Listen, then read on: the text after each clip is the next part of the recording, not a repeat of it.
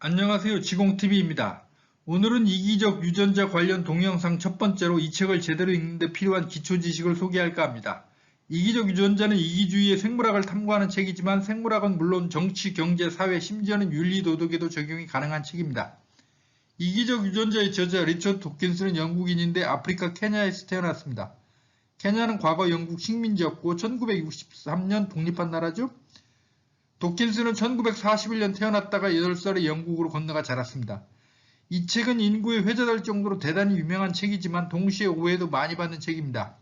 그 이유 가운데 한 가지가 진화론에 대한 오해 때문입니다.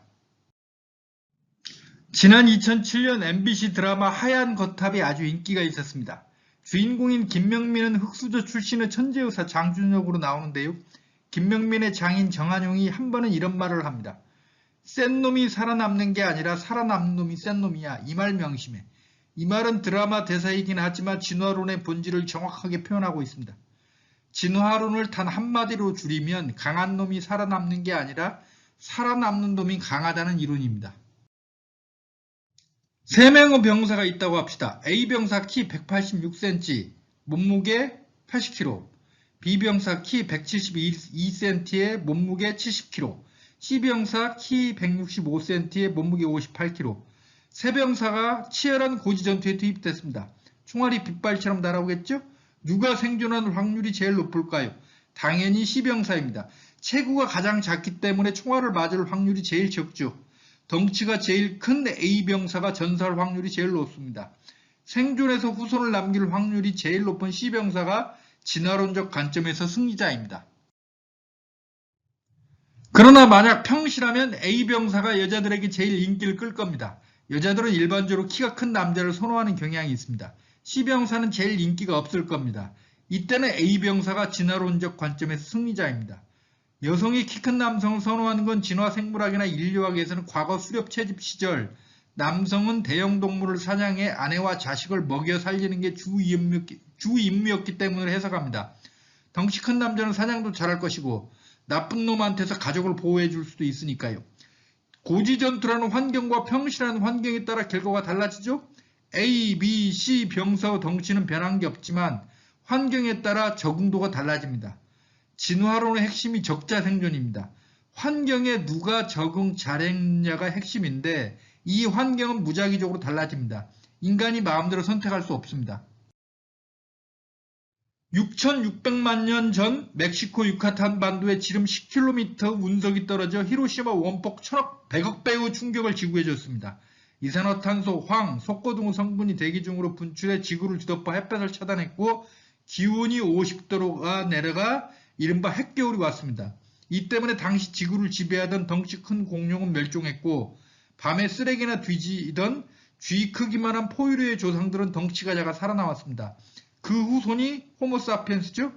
만약 이 운석 충돌이 없었다면 아마도 공룡이 여전히 지구를 지배하고 있었을 테고 호모사피엔스는 탄생하지 못했을 수도 있습니다.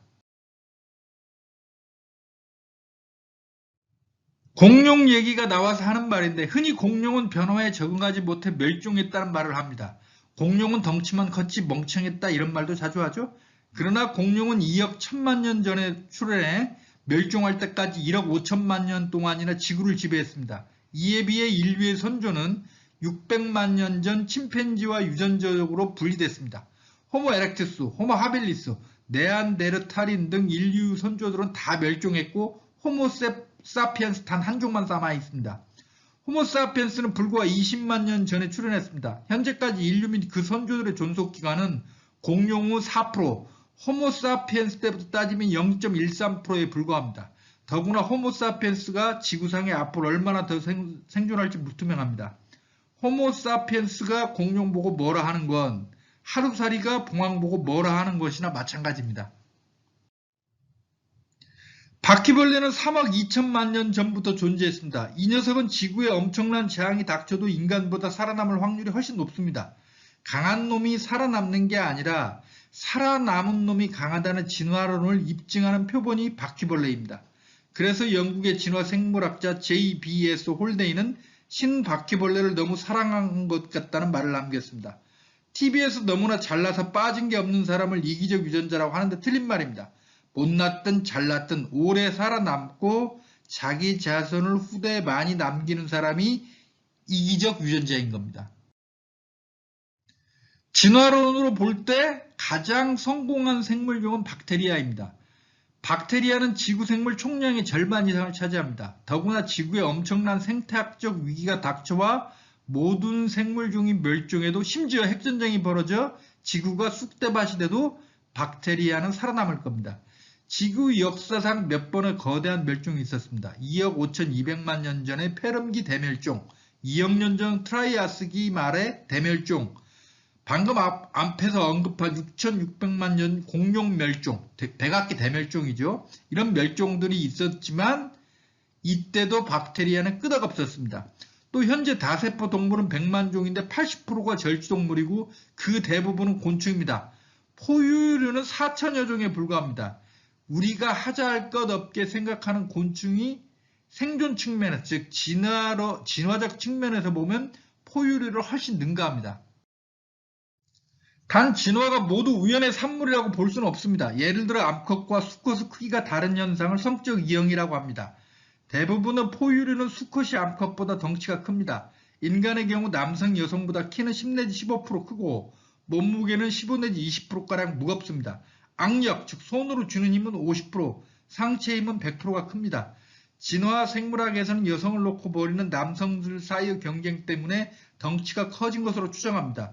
이는 우연이 아닌 환경에 대한 적응인 거죠. 진화 생물학에서는 환경에 대한 적응으로 대부분의 진화를 설명하는 입장과 우연을 강조하는 입장이 대립하고 있습니다. 도킨스는 적응으로 설명하는 입장이고 그와 학문적 앙숙인 스티븐 제이 굴드는 진화는 우연히 지배한다고 주장합니다. 진화론의 또 하나 중요한 특징이 진화론은 생존, 즉 결과에만 관심을 가지므로 중간 과정에 아무런 관심이 없습니다. 과정이 정의로운지 불의한지 따지지 않습니다. 과정으로 보면, 그리고 오늘날 한국인의 관점에서 보면 안중근 의사가 훨씬 훌륭합니다. 그러나 진화론 관점에서 보면 이완용이 승자입니다. 안중근 의사는 후손도 못 남기고 불과 31살에 돌아가셨습니다. 하지만 이완용은 호의호의식하면서 68살까지 살았습니다. 동물보호운동을 하는 사람은 공장식 축산이 동물에게 엄청난 고통을 가한다고 비판합니다. 그러나 진화론적 관점에서 봤을 때 가축화되지 않았다면 멸종했을 동물이 계속 생존하고 후대의 유전자를 남길 수 있습니다. 따라서 가축화는 진화적으로 볼 때 동물에게 성공인 겁니다. 자연은 아무런 목표나 의지, 목적이 없습니다. 자연 환경이란 기후, 식생, 지리적 특성 등입니다. 여기에 잘 들어맞는 생물종은 살아남고 후손을 남길 것이고 안 그런 생물종은 사라집니다. 찰스 다윈은 종후 기원에서 육종가들이 인위적으로 품종 개량을 하는 것과 자연 선택이 비슷하다고 설명합니다. 그러나 육종가들은 자기들이 원하는 품종 개량 목표가 있지만 자연은 그런 게 없습니다. 진화론의 핵심은 다음과 같습니다. 모든 생물은 생존할 수 있는 수보다 더 많은 자손을 생산하는 경향이 있다. 이는 토머스 멜서스의 인구론을 읽다가 찰스 다윈이 착안한 아이디어입니다. 인구론은 식량은 산술급수적으로 증가하는데 인구는 기하급수적으로 증가한다며 적극적인 산화 제한을 주장했죠. 이걸 보고 찰스 다윈은 자연 생태계에서도 모든 생물종은 생존할 수 있는 것보다 더 많은 자손을 생산한다는 것과 연결시켰습니다. 두 번째, 자손들은 다 다르며 똑같은 복제범이 아니다. 따라서 자손들은 변이가 있으며 적어도 일부는 미래 세대에 전달된다. 세 번째, 제한된 자연 생태계에서 자손들이 모두 살아남을 수는 없다. 따라서 생존자들은 통계적으로 봐서 자연 환경에 우연히 가장 적합한 특성을 가진 개체들이다. 오랜 세월 생존에 유리한 변이가 축적되면 진화적 변화가 일어난다. 또 하나 착각하면 안 되는 것은 인간의 행동과 사고방식에 1:1로 대응하는 유전자는 없다는 겁니다. 예를 들어 인간과 동물을 구분하는 가장 중요한 지표 가운데 하나인 언어 유전자도 아직도 발견되지 않았습니다. 단 폭스P2라는 유전자가 발음과 관계가 있다는 정도만 밝혀졌습니다. 어떤 사람이 미적분을 잘하면 미적분 잘하는 유전자를 가지고 있다는 말을 흔히 하는데 과학적으로 성립 불가능합니다. 미적분은 1600년대 중반 뉴턴과 라이프니츠에 의해 발명된 것으로 미적분 잘하는 유전자는 존재할 수가 없습니다. 이 책 제목이 이기적 유전자인데 책을 처음부터 끝까지 읽어봐도 인간으로 하여금 이기적으로 행동하게 해준다는 그런 유전자 이름이 전혀 안 나옵니다. 물론 이타적으로 행동하게 하는 유전자 이름도 없습니다. 인간 유전자 개수는 2만 개에 불과해 인간의 그 복잡한 사고와 행동 방식에 1대1로 대응하는 유전자는 지목할 수 없기 때문입니다. 자동차 부품이 2 내지 3만 개, 대형 항공기 부품이 200만에서 300만 개 정도라고 합니다. 한데 자동차 부품 개별로 늘어놓으면 달리지 못합니다. 항공기도 역시 마찬가지죠. 항공기 부품 따로 놓아두면 절대 날지 못합니다. 마찬가지입니다. 인간의 행동과 사고방식은 2만 개의 유전자의 결합, 공동작용, 협력의 결과인 것이지 어떤 특정 유전자 하나의 명령의 결과가 아닙니다. 리처드 도킨스도 이기적 유전자에서 다음과 같이 설명합니다. 몸을 제조한다는 것은 유전자 각각의 기여도를 구별하는 것이 거의 불가능할 정도로 복잡한 협력 사업이다. 하나의 유전자가 몸의 여러 부분에 각각 다른 영향을 미치기도 한다. 또 몸의 한 부위가 여러 유전자의 영향을 받기도 하며 한 유전자의 효과가 다른 많은 유전자들과의 상호작용에 따라 다르게 나타나기도 한다. 당신의 왼쪽 슬개골이나 당신의 손톱 등 명확한 형태의 일부분을 담당하는 유전자는 존재하지 않는다. 몸은 유전자 각각이 만들어내는 여러 부분으로 분해할 수 있는 것이 아니다.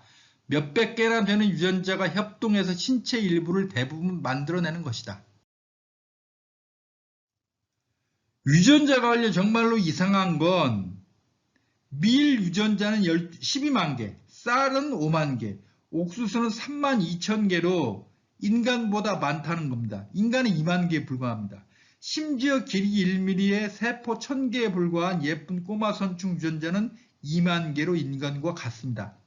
원래 1960년대만 해도 인간의 복잡한 행동과 사고방식으로 볼 때 인간 유전자 개수는 최소 200만 개에서 최대 4천만 개는 될 것으로 예상했습니다. 1990년대 말 인간 게놈 프로젝트가 시작됐을 때만 해도 인간 유전자 개수는 최소 5만 개에서 최대 15만 개는 될 것으로 추정됐습니다. 한데 막상 인간 게놈 프로젝트가 끝나고 보니 딱 2만 개에 불과한 것으로 드러났습니다. 유전자와 DNA를 흔히 구분하지 않고 사용하는데 엄밀하게 말하면 다릅니다. DNA는 화학물질, 고분자 화합물입니다.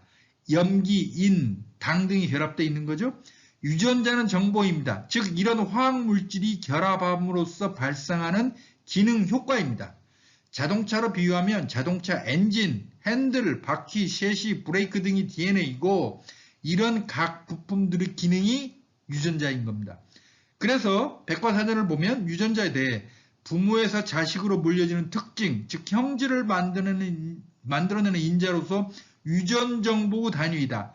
그 실체는 생물세포 염색체를 구성하는 DNA가 배열된 방식이라고 설명합니다. 따라서 유전자를 소프트웨어, DNA를 하드웨어라고 비유하면 틀린 말입니다. PC는 부품을 다 조립해도 작동되지 않습니다. 반드시 운영체제라는 소프트웨어를 깔아야 합니다. 한데 자동차는 부품을 다 조립하면 휘발유만 넣으면 달릴 수 있죠? 따로 소프트웨어를 깔 필요가 없습니다. 인간도 마찬가지예요. DNA가 제대로 배열되면 정확하게 작동하고 몸이 형성됩니다. 아기는 막 태어나자마자 누가 가르쳐주지 않아도 저절로 엄마 젖을 빨고 부모를 알아봅니다. 그리고 누가 가르쳐주지 않아도 엄마와 아빠 형제들을 보면서 스스로 학습합니다.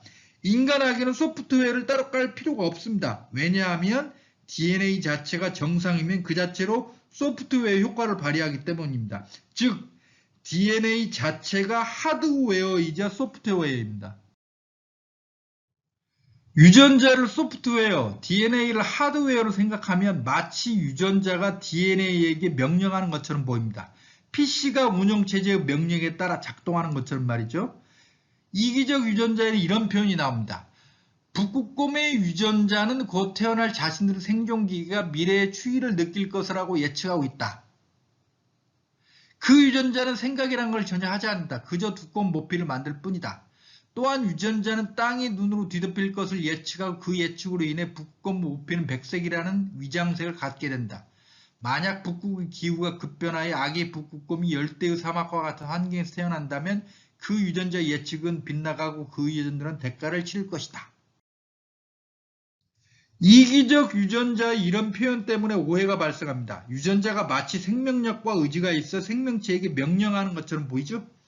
갈색곰이 북극으로 갈수록 털과 가죽이 두꺼워지고 흰색으로 변하는 것은 유전자가 예측했기 때문이 아니라 유전자의 무작위적인, 무목표적인 돌연변이 때문입니다.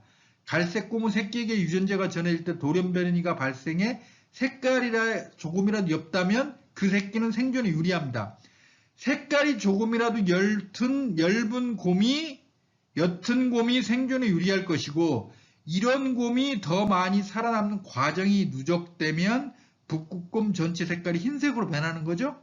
이는 유전자가 예측한 게 아니라 우연하게 발생한 돌연변이의 누적 때문입니다. 리처드 도킨스는 이기적 유전자에서 유전자가 마치 의지를 가진 것처럼 의인화한 표현을 자주 사용합니다. 이 때문에 다른 학자들로부터 비판을 아주 많이 받았습니다. 이에 대해 도킨스는 이렇게 해명합니다. 이 책을 통틀어 나는 유전자를 의식이 있는 목적 지향적인 존재로 생각해서는 안 된다고 강조했다. 그러나 맹목적인 자연 선택의 작용에 의해 유전자는 마치 목적을 가지고 행동하는 존재인 것처럼 보인다. 그리고 목적이 있는데 유전자를 기술하는 편이 이해가 빠를성 싶다. 이렇게 말했거든요.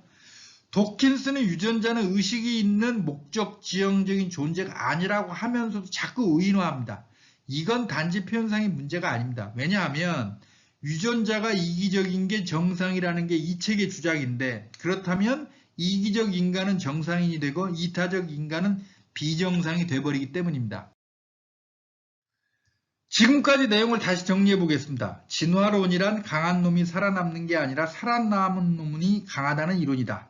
진화적으로 볼 때 가장 성공한 녀석은 박테리아다.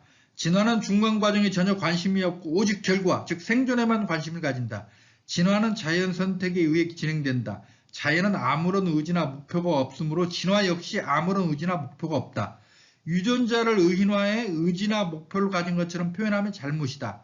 인간의 행동이나 사고방식에 1대1로 대응하는 유전자는 없다. 유전자와 DNA는 다르다. DNA는 고분자 화합물이고 유전자는 DNA가 발휘하는 기능 또는 효과로 정보다. 유전자는 소프트웨어, DNA는 하드웨어로 생각하면 잘못이다. DNA는 하드웨어이자 소프트웨어다.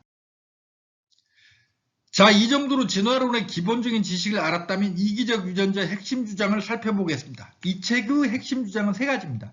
첫째, 자연 선택의 기본 단위는 유전자다. 이를 유전자 선택론이라고 하는데요. 사실상 개체 선택론과 마찬가지입니다. 진화 생물학에서 자연 선택은 개체 선택론과 집단 선택론으로 나뉘는데 아주 중요한 차이가 있습니다. 그 차이는 다음 동영상에서 설명하겠습니다. 유전자 선택론으로부터 리처드 도킨스는 생명체는 유전자의 운반기기에 불과하다는 주장을 합니다. 둘째, 유전자는 이기적이다. 이런 이기적 유전자는 생명체가 생존에 도움이 되는 행동을 하도록 프로그래밍을 한다는 게 이 책의 주장입니다. 셋째, 그러나 많은 생물종들이 이타적 행동을 하기도 합니다. 이타주의는 혈연 선택론과 호혜적 이타주의로 설명 가능하다는 게 도킨스의 주장입니다.